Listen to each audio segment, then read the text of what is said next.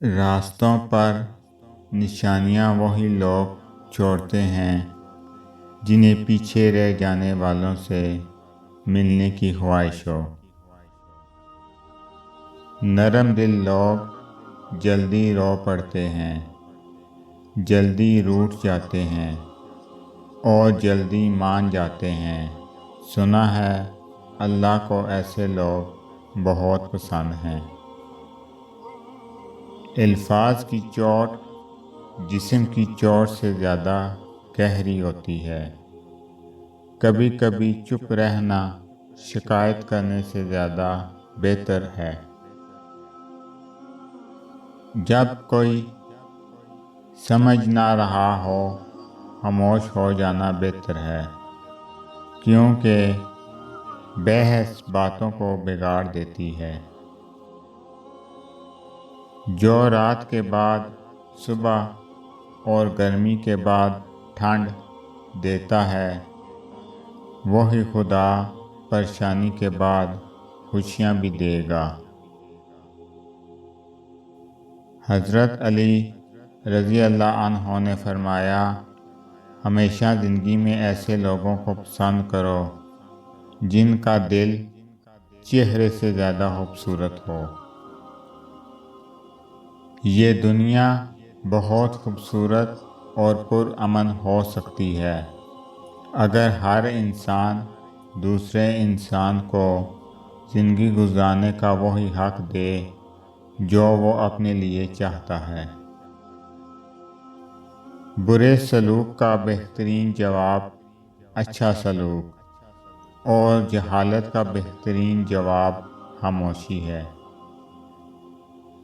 آگ بھی عجیب چیز ہے، باتوں سے بھی لگ جاتی ہے۔ کتابوں کی اہمیت اپنی جگہ جناب، سبق وہی یاد رہتا ہے جو وقت اور لوگ سکھاتے ہیں۔ نرم الفاظ پر حرج کچھ نہیں ہوتا، لیکن اس کی قیمت بہت زیادہ ہوتی ہے۔ تعلقات ہمیشہ دل سے رکھیں، مطلب سے نہیں۔ حقیقت تو یہ ہے، اللہ کے سوا ہر سہارا کمزور اور عاجز ہے۔ قرآن مجید پڑھا کرو، کیونکہ یہ قیامت کے دن اپنے پڑھنے والوں کے لیے شفاعی بن کر آئے گا۔ اللہ جہاں سے چاہے نصیب پلٹ دے، اس کی قدرت تمہاری سمجھ سے باہر ہے۔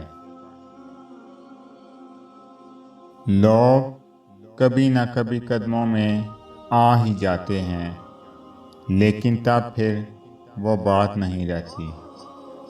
زندگی کے اکثر مقامات پر جانا کہ میرے ساتھ اللہ کے سوا کوئی نہیں تھا، تب اندازہ ہوا کہ صرف اللہ کا ہونا کس قدر ضروری ہے۔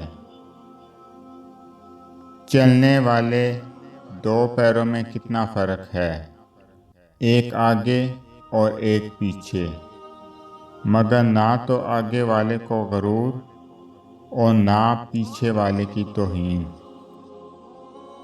کیونکہ انہیں پتہ ہے کہ پل بھر میں یہ بدلنے والے ہیں، اور اسی کو زندگی کہتے ہیں۔ ہر کسی کے لیے دعا کیا کرو، کیا پتہ کس کی قسمت تمہاری دعا کا انتظار کر رہی ہو۔ صبر کی ایک اچھی بات یہ ہے کہ جب یہ آ جائے تو پھر کسی چیز کی طلب نہیں رہتی۔ پریشانیوں کا سب سے بڑا اور خوبصورت حل نماز ہے۔ انسان کا اپنے دشمن سے انتقام لینے کا اچھا طریقہ یہ ہے کہ انسان اپنی خوبیوں میں اضافہ کرے۔ اگر آپ کو میری یہ ویڈیو اچھی لگے تو میری ویڈیو کو لائک کریں اور زیادہ سے زیادہ شیئر کریں۔ السلام علیکم ورحمۃ اللہ وبرکاتہ۔